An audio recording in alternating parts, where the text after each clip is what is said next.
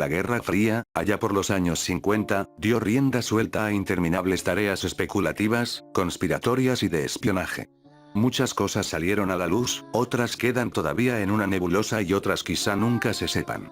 Una de las teorías que no queda del todo clara está relacionada a la carrera espacial rusa. Rusia fue el primer país en enviar cosmonautas al espacio, siendo Yuri Gagarin el más conocido de todos por ser el primer hombre en salir del planeta, o al menos eso se dijo. Pero se amasan diferentes teorías, escalofriantes teorías que sugieren que Rusia tuvo muchos intentos fallidos antes de lograr el éxito de Yuri Gagarin. Se cree que varias naves desaparecieron en el cosmos, incluso hay indicios de que una nave sigue todavía su camino alejándola cada vez más del sistema solar, llevando el cuerpo perfectamente preservado de un desafortunado cosmonauta. Los hermanos Judica Cordiglia, radioaficionados italianos, se hicieron famosos por captar frecuencias de radio de varias naves enviadas por Rusia ya que su posición se encontraba en la trayectoria de la mayoría de las naves rusas. En una de estas comunicaciones, los hermanos creyeron haber captado la respiración forzada de una persona. Luego de ser analizada, médicos especialistas acordaron que se trataba de una persona agonizando por falta de oxígeno. Hay quienes creen que en algún lugar de la negra inmensidad del espacio, continúa su viaje el primer ser humano en cruzar la frontera de nuestro sistema solar hacia el espacio interestelar. Su cuerpo, perfectamente conservado, se congela a menos 270 grados C, cuadringentésimo quincuagésimo cuarto F, su diminuta cápsula ha ido navegando silenciosamente lejos de la Tierra a 18,000 mph, 29.000 km por hora, durante los últimos 45 años.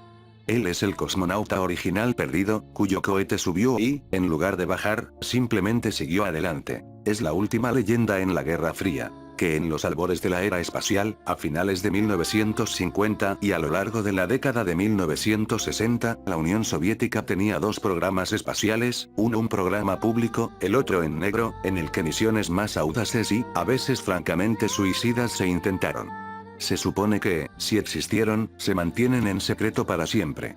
El debate posterior sobre los cosmonautas se ha vuelto a despertar gracias a una nueva investigación sobre los esfuerzos de dos ingeniosos, locos por la radio, hermanos italianos jóvenes que, a partir de 1957, interceptaron las comunicaciones de los programas rusos y de la NASA con tanta eficacia que los rusos, parece, los querían muertos. La pasión de los hermanos por la radio comenzó en 1949, cuando Achille Judica Cordiglia tenía 16 años y Gian solo 10. Para ellos, la radio era la internet de su día, un maravilloso invento que alimentó sus sueños de exploración, sino que adoraban el cine también, y filmaron todo lo que hicieron. Hace más de 50 años, el 4 de octubre de 1957, tuvo lugar un evento que transformó sus vidas y para siempre. Los hermanos estaban sentados en una mesa en el dormitorio del ático grande donde deberían haber estado haciendo su tarea pero, como siempre, estaban jugando con piezas de radio antigua. De pronto, el programa que estaban escuchando se interrumpió, los soviéticos habían lanzado el Sputnik I, el primer satélite en orbitar la Tierra. Dieron la frecuencia que estaba transmitiendo sus pitidos, recordó Achille, así que pensamos, vamos a intentar escucharlo. No estaban muy seguros del éxito, pero Turín estaba situado perfectamente para seguir los satélites soviéticos. El norte de Italia era la única área en el oeste de Europa sobre la que pasaba la trayectoria orbital de Rusia, los hermanos tenían su grabación en pocos minutos. Envalentonados, decidieron que iban a seguir y grabar cualquier cosa que subiera al espacio. Los hermanos terminaron la construcción de un plato plegable de 8 metros, 26 pies, que a escondidas encaramaron en el tejado de la máxima casa de vecindad en el centro de la ciudad de Turín. Para tratar de mantenerlo en secreto la construyeron de tal manera que fuera posible construirla y desmantelarla de forma extremadamente rápida. Tras el éxito del Sputnik, el primer ministro ruso Nikita Khrushchev se jactó: Estados Unidos no tiene un misil intercontinental, de lo contrario lanzaría un satélite propio. Rusia ha demostrado que tiene el poder de fuego de sus armas nucleares para lanzarlo a cualquier lugar en los E.U. El espacio estaba a punto de convertirse en el importante campo de batalla de la Guerra Fría, y los hermanos Judica Cordiglia soñaban con ser parte de ella. Los hermanos se fueron a grabar el primer ser vivo en el espacio del mes siguiente, cuando la perra Laika viajó a bordo del Sputnik 2 y a continuación, en febrero de 1958, los pitidos del Explorer 1, primer satélite de Estados Unidos. La hermana menor María Teresa recuerda, estar en su habitación era como estar en el taller de Dédalo, llena de ideas, fue una gran aventura. Luego, el 28 de noviembre de 1960, el Observatorio Espacial de Bochum en Alemania Occidental, dijo que había interceptado señales de radio que creía que podría haber sido un satélite. No hay anuncio oficial que se haya hecho de cualquier lanzamiento. Nuestra reacción fue cambiar las frecuencias de inmediato en los receptores y escuchamos, dijo Achille.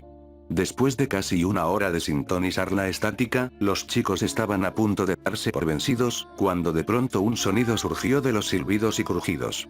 Fue una señal que reconocí de inmediato como el código Morse, SOS, dijo Jian. Pero algo en esta señal era extraño. Se movía lentamente, como si la nave no estaba en órbita, pero fue en un solo punto y lentamente se alejaba de la Tierra. El SOS se desvaneció en el espacio lejano. La historia fue recogida por una emisora de radio suiza italiana, y los hermanos se convirtieron en expertos de la estación espacial. Por ahora, los Judica Cordiglias estaban más que listos para capturar los primeros sonidos humanos desde el espacio. Llegaron antes de lo esperado, a las 22:55, el 2 de febrero de 1961, los hermanos fueron a explorar las frecuencias de Rusia como de costumbre. Cuando Achille recogió una transmisión de una cápsula en órbita, ellos grabaron las sibilancias, luchando para escuchar de lo que creían era un cosmonauta sofocado. Los hermanos contactaron con el profesor Achille Dogliotti, el cardiólogo más importante de Italia, y grabó su sentencia. Yo podía distinguir claramente los sonidos del esfuerzo que hacía, la respiración jadeante de un ser humano, dijo Dogliotti. 2 días después, la agencia de prensa soviética anunció que Rusia había enviado una nave espacial de 7,5 toneladas del tamaño de un bus de 2 pisos al espacio el 2 de febrero, que se había quemado durante la reentrada. No habría más información próximamente. Los hermanos habían capturado el último aliento de un cosmonauta. James Oberth trabajó en el control de misiones de la NASA por casi 20 años antes de convertirse en un historiador especializado en el espacio del programa espacial ruso. Según él, los sonidos oídos por los Judica Cordiglias podría interpretarse en el sentido de un cosmonauta perdido en el espacio y nadie podía contarlo. En aquellos días era muy secreto y gran parte del programa espacial soviético estaba envuelto en la desinformación, y la mayoría de las personas se han criado en la ignorancia. Gran parte de los primeros programas espaciales soviéticos siguen siendo desconocidas para el día de hoy, la información fue destruida, la mayoría de los implicados han muerto o desaparecido. Algunos historiadores han resuelto recientemente algunos de los misterios que rodean a los cosmonautas de la era temprana. Oberth descubrió que una famosa foto de los 6 de Sochi, un grupo de candidatos a cosmonautas originales de Rusia en el principio, había sido manipulada, borrando uno de los 6 hombres. Oberth descubrió que se trataba de Grigoryi Nelyubov, expulsado del programa en 1961 después de una pelea de borrachos con algunos soldados. Algún tiempo después, borracho y deprimido, Nelyubov se puso delante de un tren y murió. Otros incluyen a Anatoly Kartasov, que experimentó sangrado por la piel durante un recorrido de centrifugado, y Varlamov Valentin, que desapareció tras lesionarse el cuello en un accidente de buceo. Vladimir Shatalov, el comandante de entrenamiento de cosmonautas 1971 a 1987, admitió que 6 u 8 de los alumnos habían muerto en la década de 1960, pero no dijo cómo. El cosmonauta ruso, al parecer, tenía que ser perfecto o no existía en absoluto.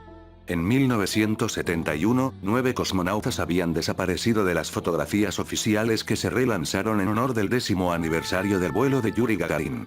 Así que, ¿algún cosmonauta en realidad murió en el espacio? Una periodista rusa, y en 1965 el cosmonauta candidato Yaroslav Gologanov alegó que el 10 de noviembre de 1960, un cosmonauta llamado Belokonyev murió a bordo de una nave espacial en órbita.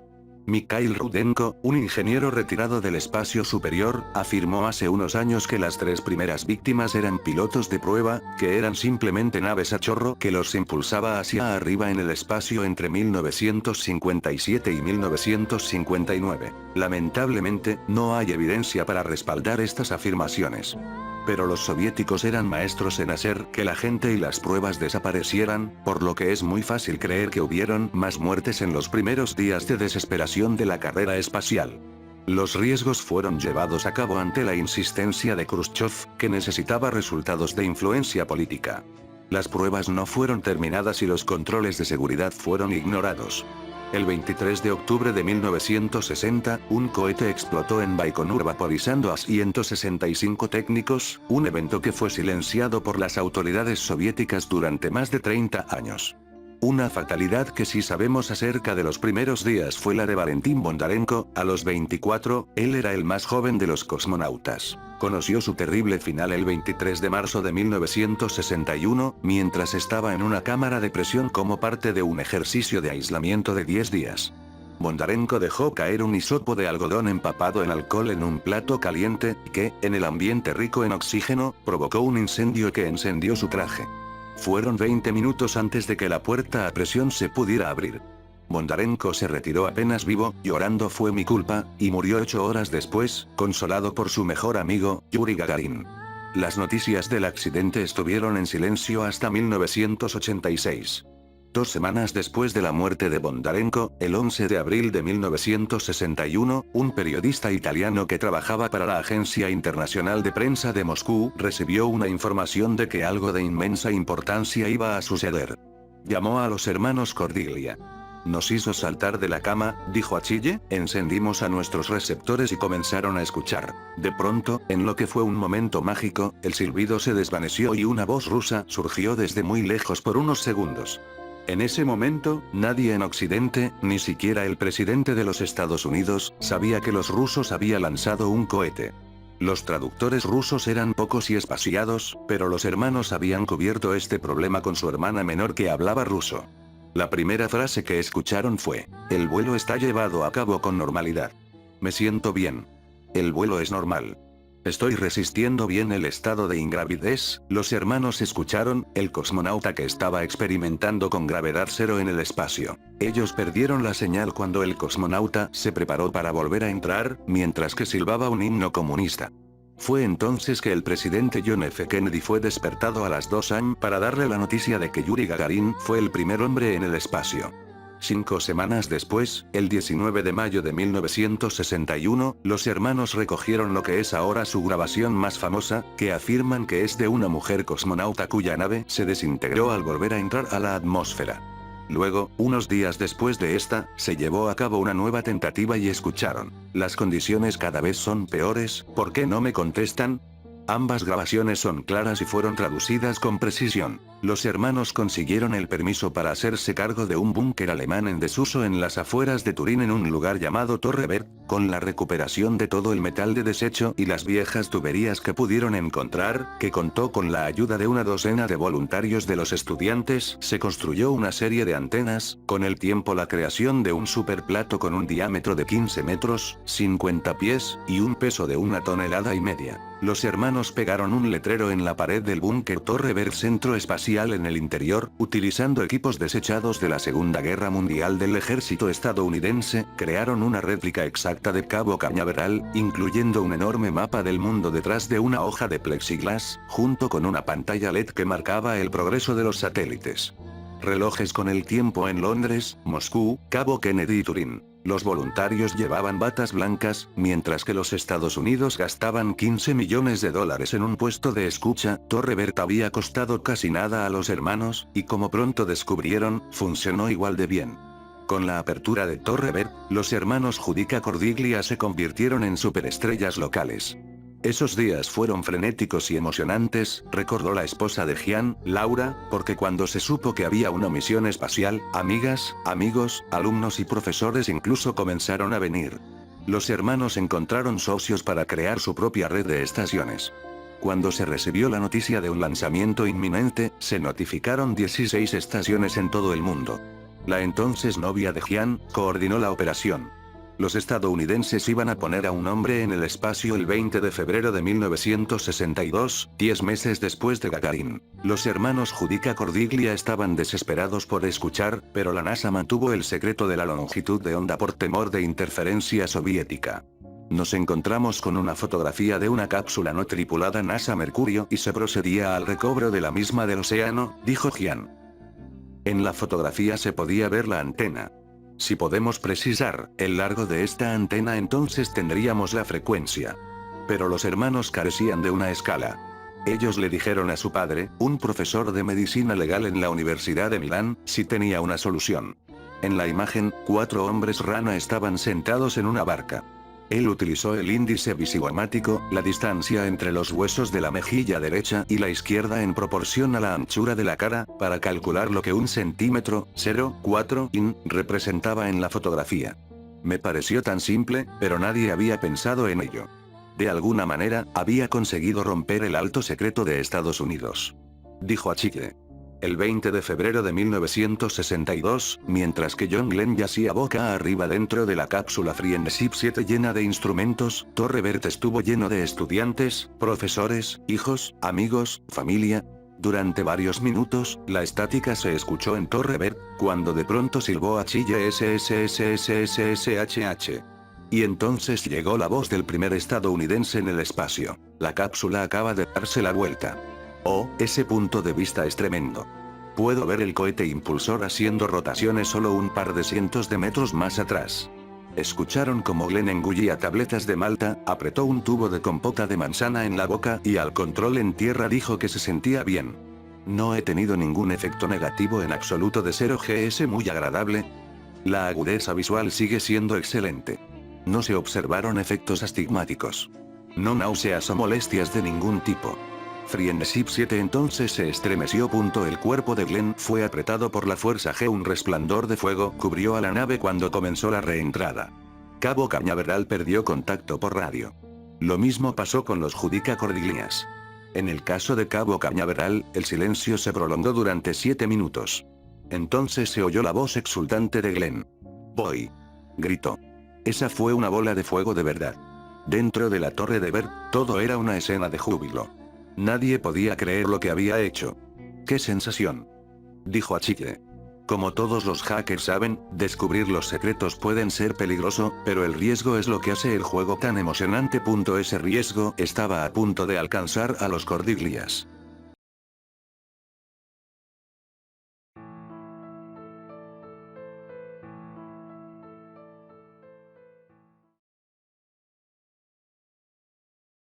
El 25 de marzo a las 14:57 hora de Greenwich, el mundo se detuvo por 27 minutos y 54 segundos. No hubo sacudida repentina, nadie se quedó inconsciente, no hubo una ida a negros y de regreso. Para todos, el tiempo pareció estar y seguir normal, un segundo después del otro. Los pájaros volaron, la gente habló, el viento sopló, la lluvia cayó. Nada pareció indicar que algo inesperado le hubiera ocurrido a los habitantes del mundo. Para ser capaz de notarlo debiste tener una perspectiva externa de planeta y sus torpes satélites artificiales. La NASA y las agencias espaciales, por ejemplo, que perdieron comunicaciones satelitales y señales entrantes de casi media hora. Naturalmente, la primer conjetura descansaba en un problema de las computadoras en tierra. Pero esto acarreó una pregunta más grande: un error en una computadora es posible, pero, ¿todas las computadoras de los centros espaciales alrededor del planeta, con la misma falla, al mismo tiempo? La siguiente conjetura descansó en la posibilidad de un virus o una brecha de seguridad informática, un hacker. Un equipo internacional se ensambló con la finalidad de investigar lo que debía ser la mejor y más gigantesca operación coordinada de toda la historia, cuando los primeros reportes de astrónomos confundidos y preocupados comenzaron a arribar. Con ellos, la verdadera dimensión de lo que en realidad había ocurrido. Utilizando datos extraídos de los observatorios telescópicos en Jodrell Bank, Palo Alto, Mount Pleasant y otros a lo largo del mundo, contrastados contra los registros estelares y los modelos computacionales vigentes del vecindario galáctico, pudo determinarse que durante 27 minutos y 54 segundos, la Tierra perdió sincronía con el resto del continuo conocido de espacio-tiempo. El mundo como lo conocemos, parpadeó fuera de la existencia durante este lapso y luego regresó sin ningún cambio, como si nada hubiera pasado. Para toda referencia y resumen, durante esa breve ventana de tiempo, todos dejamos de existir. El equipo de investigación internacional fue reasignado, se firmó un cheque en blanco, poniendo a disposición el máximo de recursos y atrayendo a las mayores mentes de todos los campos científicos, para investigar este hecho bajo la mayor confidencialidad posible.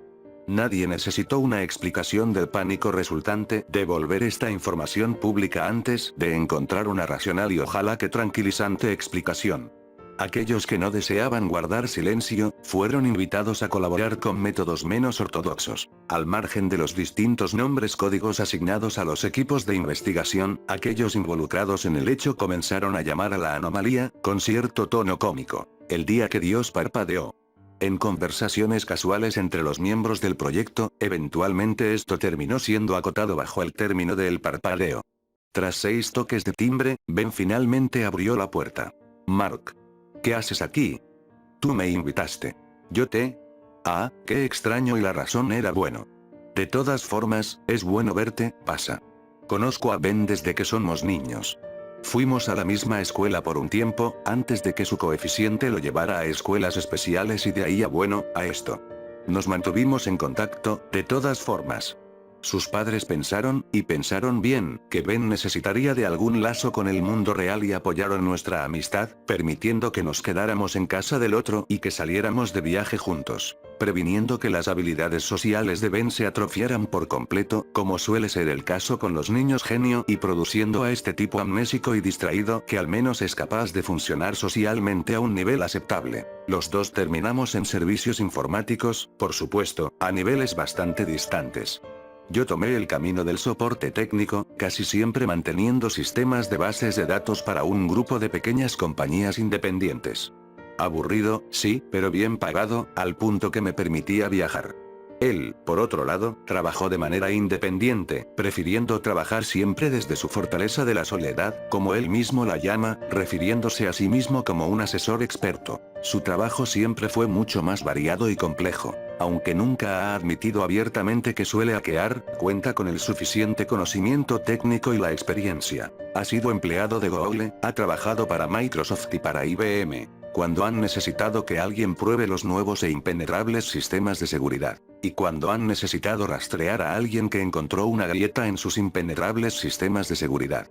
Prefería la última variable, le gustaba la intriga de la persecución y la paga era mucho mejor. Lo que era menos conocido era el trabajo que solía hacer fuera de registro, para entidades como el Departamento de Defensa y Lanza. Llegó a admitir que era más bien una suerte de alianza. Por un lado echaban mano de su inteligencia y su capacidad, por el otro, se mantenían al tanto de su inteligencia y su capacidad. No le preocupaba mucho, como me llegó a explicar un día. Se quedan contentos teniendo a la mano dónde estoy y qué estoy haciendo. Al menos lo que ellos creen que estoy haciendo. Al final de la confesión, sonreiría y me pasaría una hoja impresa con el último correo decodificado que había interceptado. No hacía nada más con las cosas que encontraba, lo hacía solo por el goce del reto. Siendo honesto, es difícil describir quién es Ben y cuáles son sus motivaciones, de un momento a otro. Desde mi punto de vista, simplemente acepté sus excentricidades, llegando a la conclusión general de que su vida estaba compuesta por un patrón complejo de pulsiones e ideas, entretejidas en una secuencia que siempre podía resultar genial o por completo lunática. Pensaba, por ejemplo, que cada vez que alguien decía la palabra abracadabra, un ángel perdía sus alas, o que el virus del resfriado existía como una enorme mente de colmena que evadía la detección de sus elementos al cambiar constantemente de huésped. Loca y extraña mierda, como esa. La mitad del tiempo estaba bromeando. Para el resto de sus ideas, solo confiaba en que contaría con el suficiente sentido común para no ser muy compartido con sus hipótesis. Luego, estaban las veces en que hacía o decía cosas que terminaban en el polo opuesto, cuando terminaba teniendo una razón perturbadora y absoluta. En esas ocasiones, solía hablar con una lucidez que parecía llevarlo muy lejos del resto de la escoria que nuestra especie suele ser, más allá de sus certezas y sus creencias, hasta tocar una verdad universal que todos deberíamos conocer. Todo lo que puedo hacer en esos casos, es maravillarme de que alguien con un caleidoscopio como ese por cerebro, capaz de sostener tal torbellino de pensamientos contradictorios, pudiera procesar todos los elementos y producir una gigantesca luz capaz de cambiarlo todo. Luego, se desviaría para acusar a sus vecinos de ser agentes de la CIA, probando neurotoxinas en los gatos del barrio. Siempre voy cuando me llama. Sin importar sus teorías y sus hábitos, era de verdad una conversación para experimentarse. Además, su colección de películas descargadas era algo para contemplarse. Además, era mi amigo. Fue durante un contrato con la NASA, vagando por su sistema en busca de pruebas sobre el Área 51, que dio con los primeros fragmentos de información que lo hicieron descubrir y deducir los hechos concernientes al 25 de marzo y el parpadeo, que cierto equipo internacional de especialistas investigaba. Siendo su único amigo, decidió contármelo todo respecto a esta conspiración, básicamente para presumir sus capacidades, de ahí la invitación. Mientras hablaba, parecía importarle una mierda como mi cara se volvía cada vez más y más incrédula. Describió lo que las agencias espaciales y los astrónomos habían descubierto y cómo el equipo estaba ahora investigando lo que había pasado. Físicos, teóricos cuánticos, matemáticos, todo el espectro de la ciencia, todo enfocado en este solo problema y las preguntas asociadas al mismo. ¿Qué había pasado? ¿Por qué había pasado? Y mucho más importante, si era posible que pasara de nuevo y si sí, cuáles eran las posibilidades de que se volviera permanente. Me contó también, de cómo astrónomos amateur que habían notado la anomalía eran invitados al equipo, tratados como locos e incluso desaparecidos. Su mayor miedo descansaba en una reacción de pánico general, o que alguna religión se involucrara y los muchos posibles genocidios en consecuencia. No hay nada más desconcertante que no ser capaz de confiar en tu realidad. Hemos crecido en un mundo donde está bien desconfiar de tu gobierno, de tus empleados, incluso de tu familia, pero, ¿de tu mera existencia? Caos inminente. Entidades como el CERN han sido puestas en un protocolo de hiato permanente. Nadie tiene pruebas de que los experimentos conducidos ahí sean la causa, pero supongo que tenían que apuntar el dedo a algún lado, al menos hasta contar con más evidencia. Hay un montón de hipótesis en proceso en este momento, pero nada de experimentos. Debe ser cuestión de tiempo antes de que inviten a los guionistas de Doctor Who para colaborar en una explicación plausible. Suspiró al decir esto, se sentó sobre su silla reclinable y dio vueltas, mirando hacia el techo, perdido en sus pensamientos. Fue deteniéndose poco a poco, hasta que me volvió a mirar y vi como uno de sus ojos se cerraba en un tic. Y al otro lado de la balanza, tienes a todas las religiones. Pausó de nuevo, mirando a su escritorio lleno de cosas, comenzó a ensamblar una pequeña torre con piezas de lo que parecía una computadora. Conforme fue elevándose, continuó. ¿Recuerdas el catecismo? Las historias me encantaban.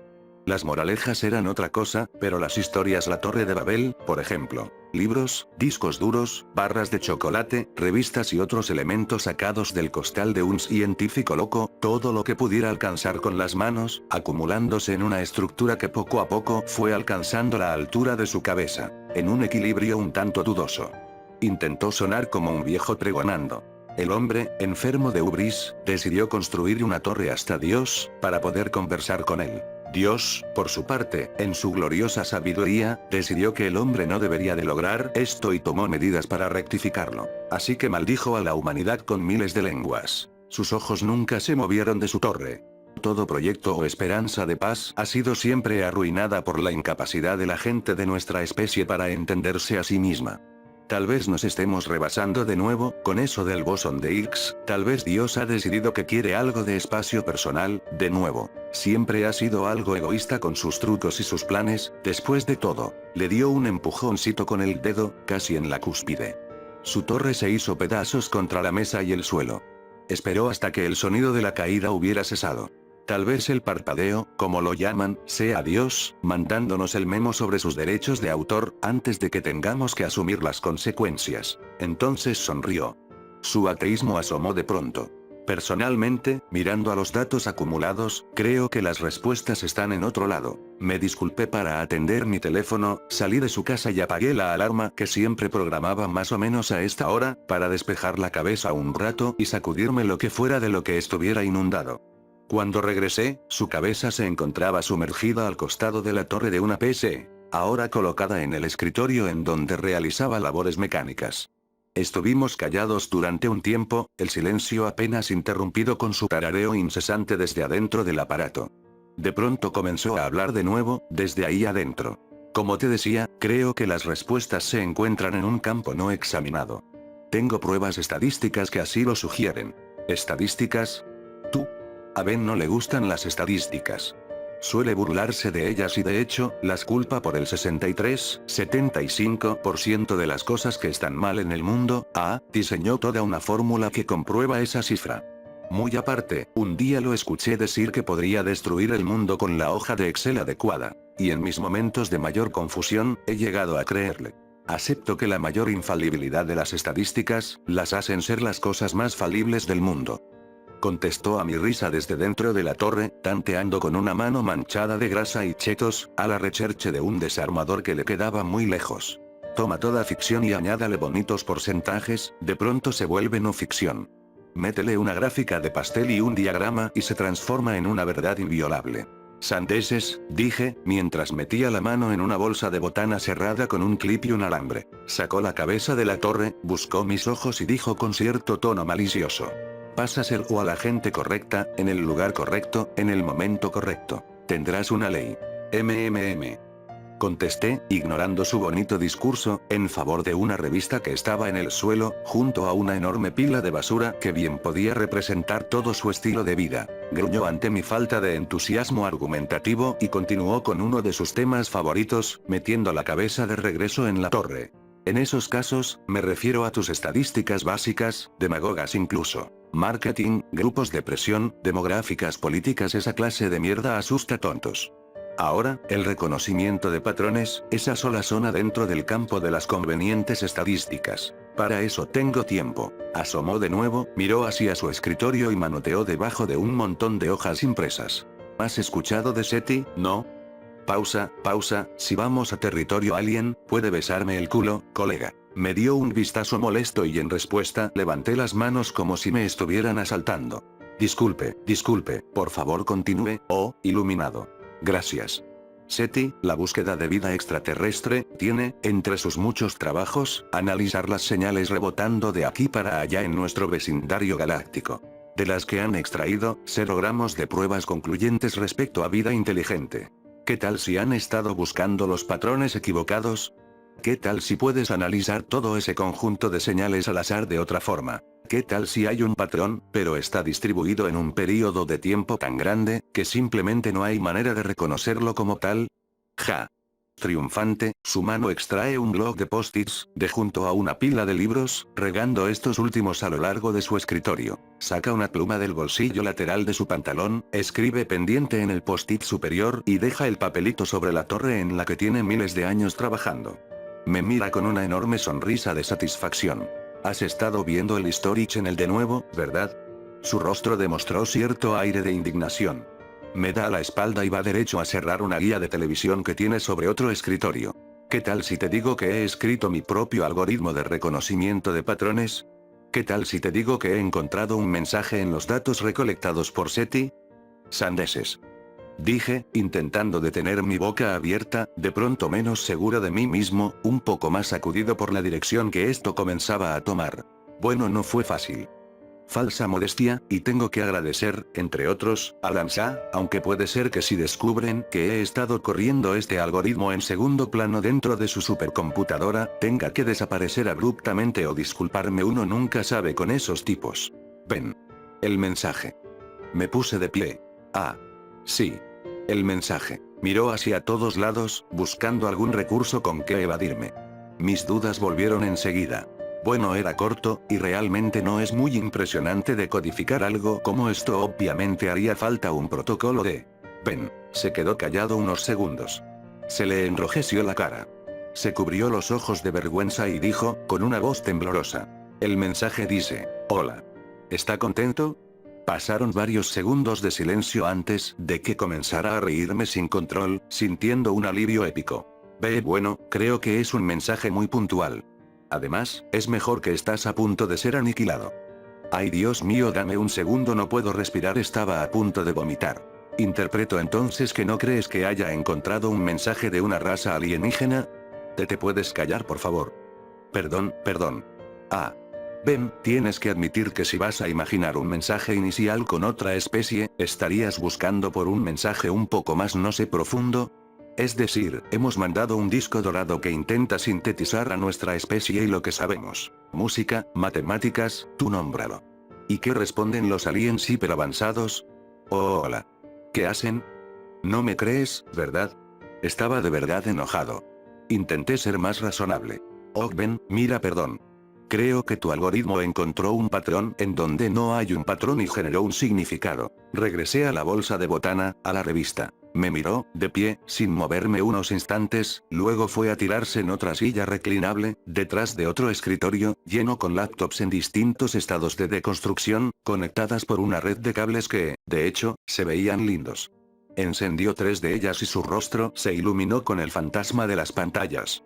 Su atención se columpió entre las pantallas y sus dedos teclearon en un tablero y en otro. No había terminado. No estoy de acuerdo. Yo creo que esta es una especie alienígena con interés en la raza humana. Una especie, de hecho, directamente involucrada en la evolución de nuestra especie. Ay no. La teoría de los ingenieros. ¿Ridley Scott te ha estado mandando mensajes secretos otra vez? Piénsalo. El cuerpo humano es una máquina asombrosa.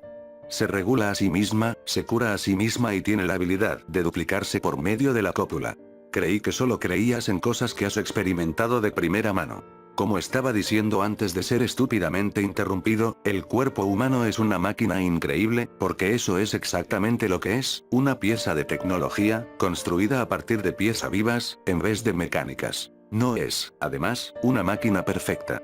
Eso significa: tiene sus propias defensas contra enfermedades, es capaz de curar heridas y ocasionalmente, el diseño hace cosas no calculadas, sobrereacciona a ciertos estímulos, algo en su código no es del todo correcto.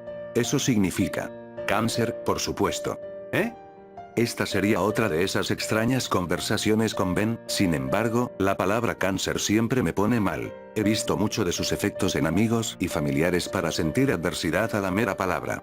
Ben, ignorante de mi incomodidad, continuó. El cáncer es esta máquina realizando actos no esperados, creando células donde no necesita.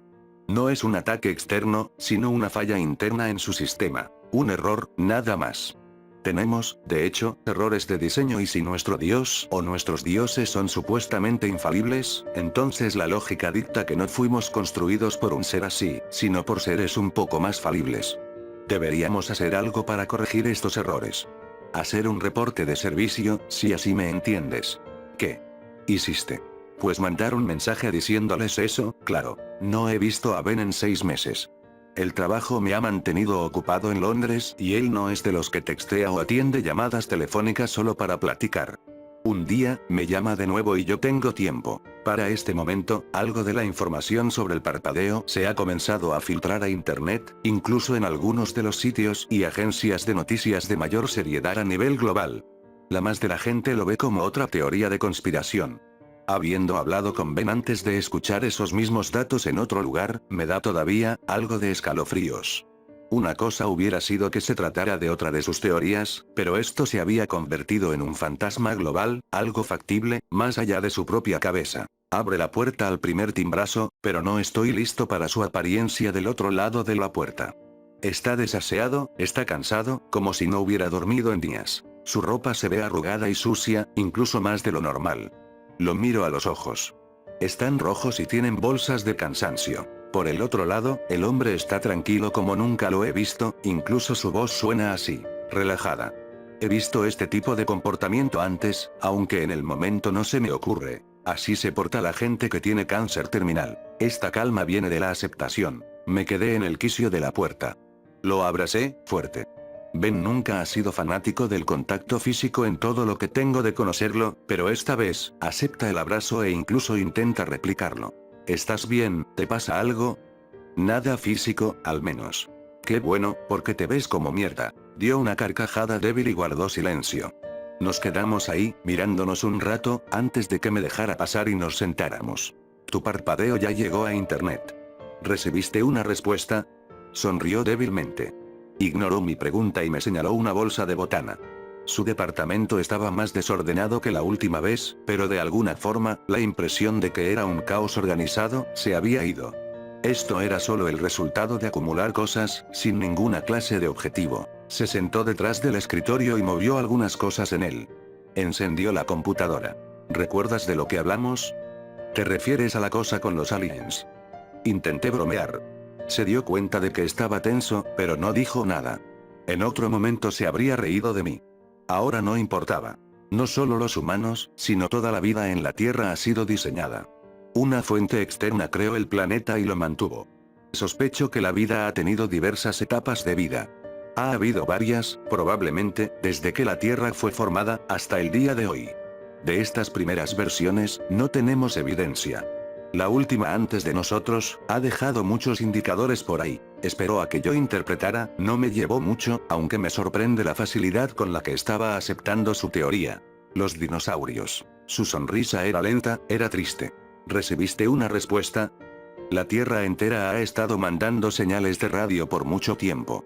Si nosotros podemos captar sus señales, ellos pueden captar las nuestras, incluso las que no van dirigidas a ellos. ¿Qué estás sugiriendo? Recibieron nuestros mensajes, y respondieron. Pasé saliva por una garganta seca. ¿Qué respuesta? ¿Trabajas en soporte técnico? ¿Qué es lo que sueles recomendar cuando algo deja de funcionar correctamente, Mark? No sé, usualmente, apagar y encender de nuevo suele resolver las cosas. Mi voz se apagó en cuanto entendí lo que acababa de decir, lo que él estaba diciendo. 27 minutos, 54 segundos. Ben comenzó a reírse, tosiendo tristemente en medio de la risa. Se fue por una tangente y comenzó a hablar de otra cosa. Yo seguía con un hueco en el estómago que presentí que no se iba a ir a ningún lado. Carrozas de los dioses. Carrozas de los putos dioses. Imagina eso. Aliens bajando a enseñarle nuevos trucos a las primeras civilizaciones. O tal vez no. Tal vez la versión 6.0 estaba bajo garantía todavía en ese momento y parte de la garantía incluya mantenimiento. Pongo mi dinero en que los dioses griegos son en realidad técnicos de reparación. Te hace preguntarte qué error en el código desencadenó Pompeya. Cállate. De pronto estaba muy enojado. Muy enojado. La parte lógica de mí no quería más verdadazos, no podía con más, estaba seguro. Ben me estaba mirando, sin molestia, con algo de empatía incluso. Se levantó y fue por otra bolsa de botana y un par de cervezas. Le di un trago largo a la mía, respiré. Continuó, con un tono más controlado de voz, menos histérico. Como si hubiera alcanzado la cúspide de su locura y ahora regresara lentamente al otro lado. Explicaría por qué tantos de nosotros tenían panteones de dioses en el pasado. Ingenieros, echando una vuelta para ajustar alguna tuerca, mientras la garantía todavía nos cubría. Justo como Microsoft llegando al final de su soporte en versiones anteriores de Windows. Tal vez simplemente sobrepasamos la garantía de la versión 6.0 de la vida en la Tierra, así que dejaron de venir. Ahora, en esta era de radio y señales de microondas, la gente está finalmente enviando mensajes y correos electrónicos que pueden ser captados por los dioses, quejándose de esto y de aquello, de las fallas de sus cuerpos, de sus familias y el mundo a su alrededor, demandando respuestas. Y estos mensajes van por el espacio y son captados por un escritorio de soporte técnico final, en alguna nebulosa lejana.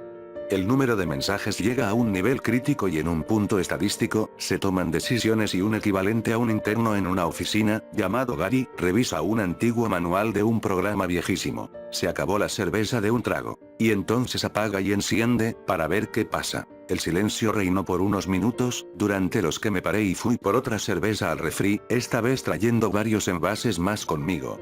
Le pasé otra cerveza antes de que continuara. Me respondieron. Jesús, Ben, ¿qué dijeron?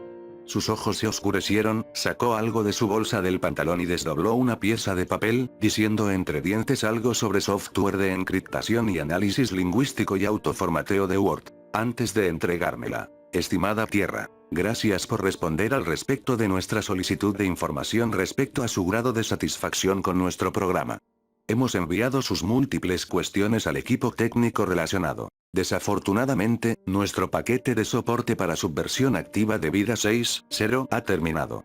El reinicio de su sistema, intentando en fechas recientes, parece no haber resuelto sus problemas, Así pues, estaremos refrescando su sistema a la última versión estable vida 5.3. Su contrato no incluye respaldos ni restauración de los datos existentes, así que todos los datos posteriores a la versión mencionada, serán eliminados. Gracias por usar vida y por favor, contáctenos en caso de que nuevos problemas aparezcan. Nuestros mejores deseos. Refrescando. Usando la numeración de las versiones como guía, calculo que estaremos regresando a la Tierra justo en la era Jurásica. Mandé una respuesta, claro, solicitándoles que no hicieran nada. Incluso lo redacté en los términos apropiados. Hemos decidido continuar con esta instalación, por favor no reinicie ni refresque nuestro sistema. Por favor ignore todos los reportes de errores a menos que sean enviados por mí. Ben Glover, sysadmin de la Tierra. Ojalá que lo hayan recibido a tiempo. Reportes de errores. Rezos. Oh, sysadmin de la Tierra. No me miró, bajó la vista a su botella, ahí se quedó. Bueno, tenía que sonar como si estuviera a cargo, ¿no? ¿Crees que haya llegado? No sé. De verdad no sé. Tenemos esperanzas, al menos. Calculo que lo sabremos en las siguientes 2 horas. Es por eso que te he invitado a pasar este rato aquí, supongo. Vamos a ver el fin juntos o no, tal vez ni siquiera nos demos cuenta. El silencio reinó de nuevo. Roto solo por nosotros tomando de las botellas. No había mucho más que decir. Se terminó su cerveza y bostezó. Para ser por completo honesto, no creo que los dinosaurios hayan tenido una oportunidad justa, creo que deberían de tener un segundo round. Estaba a punto de contestarlo con toda la indignación de un ser en una realidad a punto de extinguirse, como una vela, su actitud me parecía irresponsable. Luego vi que apenas si se estaba aguantando la risa. Cuando todo fue dicho y hecho, ¿qué más quedaba además de esperar y reírnos de lo absurdo de todo? Él comenzó y yo me uní a él, hasta que las lágrimas nos llenaban la cara. Ahí seguimos, riendo y bebiendo hasta que nuestro mundo terminara tal vez.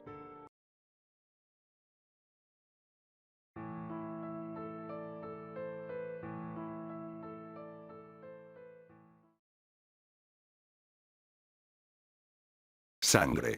Sangre. Sangre. Solo sangre. Cuerpos mutilados. Mundos pasto de invasiones demoníacas. Solo hay guerra. Que arda la galaxia. Con un suspiro, me desperté. Solo era un sueño. En la calle hacía mucho frío. Desde luego, dormir allí fue de las peores elecciones que tomé en mi vida. Por lástima, esa idea no la escogí yo. Desde que aquel maldito ser mató a toda mi familia, quedé desterrado a vivir de por vida en la calle, hasta que fuera a por mí. Quiero que esto quede registrado, así que lo relataré. Todo empezó un tranquilo día de verano. La temperatura era relativamente baja, no hacía mucho calor. Encendí el ordenador y me puse a editar en Wikia. Tras varias horas de aburrimiento, ya sabéis, cuando decimos voy a editar no acabamos haciendo nada. Había un usuario llamado Bloodletter en el chat. Dije, ¿qué rayos? Y me metí en el chat para conocerlo. Me retó a despedazar el colchón de mi hermana con las manos. Dijo que si no lo hacía, iría a por mi familia. Le pedí explicaciones. Él dijo, invocarás al Señor del trono de cráneos, y la sangre de todos los humanos fluirá mientras él ríe a carcajadas. El Señor del trono de cráneos, dije para mí. Claro. Corne. Le respondí, Corne no existe, está inventado por Games Workshop. Hazlo, o serás el primero. Dijo él. De repente, comenzó a llover fuertemente.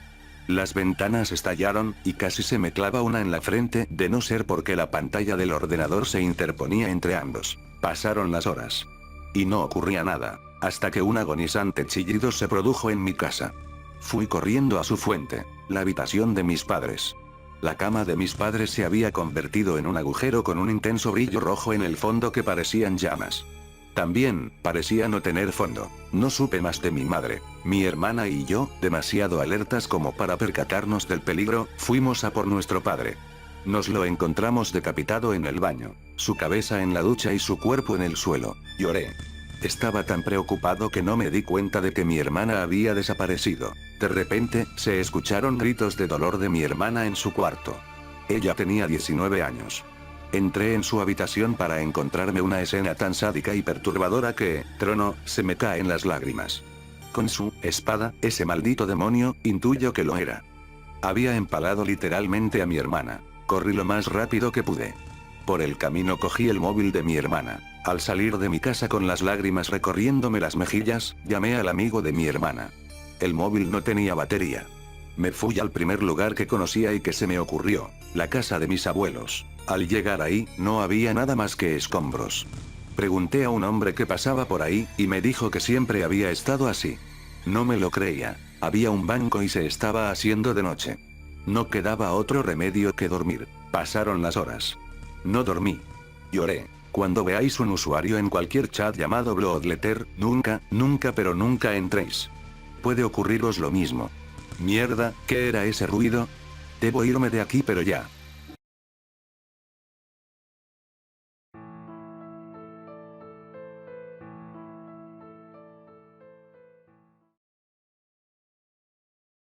Hace 3 semanas que enterramos a mi abuelo, falleció a los 89 años, murió de vejez.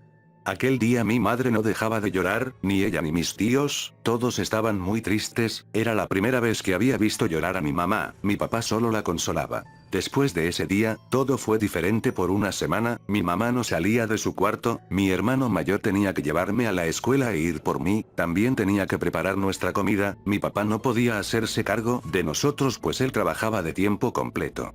Pasada esa semana mi mamá volvió a componerse, volvía a ser el ama de casa. En la semana siguiente comenzó a pasar cosas muy raras.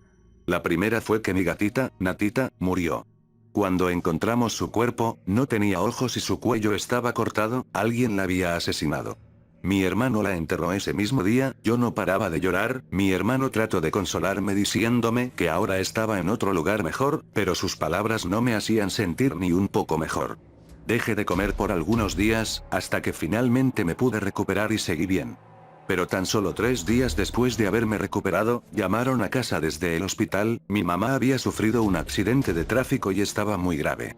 Mi papá no se encontraba en casa, por lo que fue mi hermano quien respondió al teléfono, después contactó a mi papá al trabajo para decirle lo que había pasado y fuimos los 3 al hospital.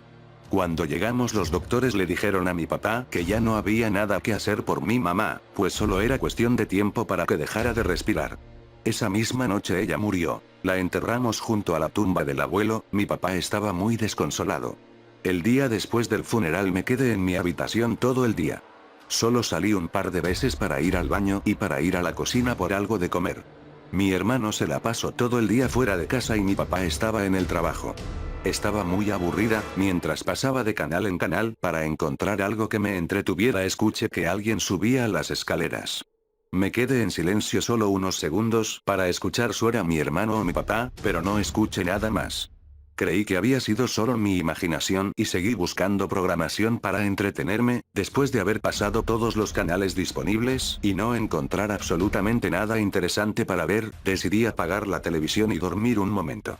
Cerré los ojos y poco a poco el sueño me fue consumiendo. Abrí los ojos. Lo que vi no lo podía creer, mi mamá estaba parada enfrente de mí, tenía la mirada perdida y no parecía percatarse ni sentir mi presencia. Le hablé, pero ella no me contestó. Traté de acercarme a ella y no podía, mis piernas pesaban demasiado, poco a poco fui dando pequeñísimos pasos hasta estar un poco más cerca de ella, a una distancia que pudiera incluso sentir su respiración. Mamá, ¿esto es real o es un sueño? Ella seguía sin responderme, volvía a repetirle pero seguía sin responderme, no sabía qué hacer ahora, mi mamá no me respondía. De pronto mis pensamientos fueron rotos por la voz de mi mamá. No morí Ana, yo no morí, yo no estoy muerta, todos ustedes están equivocados. ¿A qué te refieres con que no moriste? No morí Ana, yo no morí, yo no estoy muerta, todos ustedes están equivocados. Mamá, ¿qué significa eso? Habla más claro por favor, no te puedo comprender. No morí Ana, yo no morí, yo no estoy muerta, todos ustedes están equivocados. Mamá, por favor, déjame ayudarte, ¿a qué te refieres con que no moriste? La imagen de mi madre se fue borrando poco a poco de mi vista hasta que se desapareció. En ese momento yo desperté, a través de la ventana se podía observar el sol metiéndose a lo lejos, parecía que ya estaba por anochecer. Escuché la puerta de la casa cerrarse. Ana, ya regresé. Era mi hermano, escuché cómo subía las escaleras, abrió la puerta de mi habitación. Ah. ¿Estabas dormida? ¿Yo comiste? Sí. Bueno, entonces me voy para que sigas descansando. Después cerró mi puerta y se fue a su habitación. El suelo que había tenido aquella era demasiado raro, ¿a qué se refería mi madre con que ella no estaba muerta? Sin embargo no le presté mucha atención y tan solo pensé que había sido un mal sueño, así que me decidí a olvidarlo. 2 días después me encontraba en mi cama, lista para dormirme, después de que mi papá se despidió de mí, apagó las luces y salió de mi habitación para que yo pudiera descansar. Cuando cerré mis ojos rápidamente me quedé dormida. Me encontraba en un lugar oscuro, todo era oscuro, solo pero aún así, yo podía ver lo que había a mi alrededor. Con un poco de miedo traté de moverme, pero igual que la vez anterior mis piernas me pesaban demasiado. Agaché mi cabeza un momento para ver si había algún objeto en mis piernas que me impidiera moverme adecuadamente pero no había nada, cuando levanté la cabeza vi a mi mamá. Estaba temblando y su cara tenía rasguños, sus manos estaban destrozadas. Al verla me aterré demasiado, quise correr pero mis piernas lo evitaban. Cerré mis ojos tan fuertes como pude, pero mi mamá me tomó de la mano y me habló. Ana, tranquila, no voy a hacerte daño, solo vengo a despedirme de ti. Abrí mis ojos y la vi, a pesar de que su cara me causaba miedo, no podía y no quería alejarme de ella. ¿Cómo que a despedirte? ¿Por qué apenas y no antes? Ana, te lo dije, no estaba muerta, ustedes estaban equivocados, pero ahora ya no lo están. No te entiendo, no sé de qué me hablas. Mi mamá tomó mi mano y me dijo. Ven, acompáñame. Mi mamá comenzó a caminar y yo igual, mis piernas en ese momento no me pesaban, al contrario las sentía muy livianas, caminamos unos segundos y después nos paramos frente a una lápida. Era su tumba, ella me señaló con su dedo la tumba, cuando la vi me quedé impactada, su mano, estaba asomándose por debajo de la tierra. Dile a tu padre que cuide bien de ustedes, obedézcanlo en todo lo que les ordene y por favor, pórtense bien, los amo mucho. Mi mamá comenzó a desaparecer de mi vista, yo traté de agarrarla pero no pude, las lágrimas comenzaron a brotar de mí, me tiré de rodillas y comencé a llorar sobre la tumba de mi madre por unos segundos, hasta que algo me despertó. Era mi hermano y mi papá, me estaban sacudiendo mientras me hablaban, cuando abrí los ojos estaba frente a la tumba de mi mamá, yo seguía llorando, mi papá me preguntó qué estaba haciendo y yo le conté lo que había soñado. Con mi papá estaba el cuidador nocturno del cementerio, quien al escuchar mi historia se quedó impactado, mi papá notó esto y le preguntó si todo estaba bien, el cuidador le respondió a mi papá con un poco de nerviosismo. Perdón señor, pero es que ayer unas personas reportaron que justo en esta tumba se escuchaban golpeteos por debajo de la lápida, pero eso no es todo, el primer sueño de la niña indica que su madre pedía auxilio, pues no estaba muerta y el segundo indica que ella ya murió y que fue a ver a su hija por última vez, porque ahora ella sí estaba muerta, sé un poco sobre el significado de los sueños con los muertos y quizás hay algo raro en los sueños que ha tenido su hija. Mi papá estaba asombrado por las palabras del cuidador, le pidió que le ayudaran a quitar la lápida y a excavar sobre la tumba de mi madre. Con un pico de hierro rompieron la lápida y entre mi hermano, mi papá y el cuidador se pusieron a excavar la tierra para llegar al ataúd donde ya hacía el cuerpo de mi madre. Cuando lo abrieron, mi papá rompió en llanto y mi hermano se tumbó sobre la tierra, el cuidador y yo quedamos sorprendidos por lo que vimos dentro del ataúd. El rostro de mi mamá estaba morado, tenía arañazos con sangre seca en toda la cara, sus dedos estaban sangrando y no parecía quedar rastro de uñas, el ataúd estaba lleno de arañazos. Yo solo me senté en la tierra y me quedé callada, viendo como mi padre y hermano lloraban y al cuidador llamar a la policía.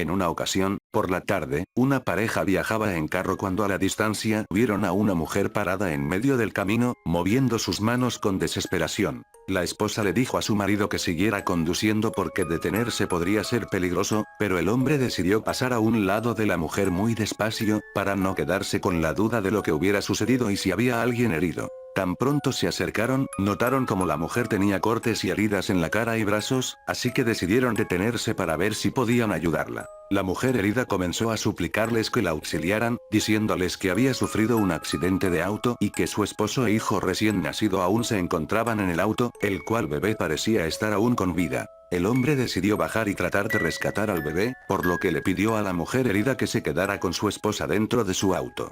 Cuando descendió, vio a dos personas en los asientos delanteros, pero no les prestó mucha atención y rápidamente sacó al bebé, para llevarlo al lado de su madre. Cuando subió, la mujer no estaba por ningún lado y le preguntó a su esposa dónde se había ido. Ella le dijo que la vio seguirlo hasta donde estaba el automóvil chocado. Cuando el señor decidió regresar a buscarla, se dio cuenta que la pareja en el automóvil estaba muerta, y una de ellas era sin lugar a dudas la mujer que los había detenido en la carretera.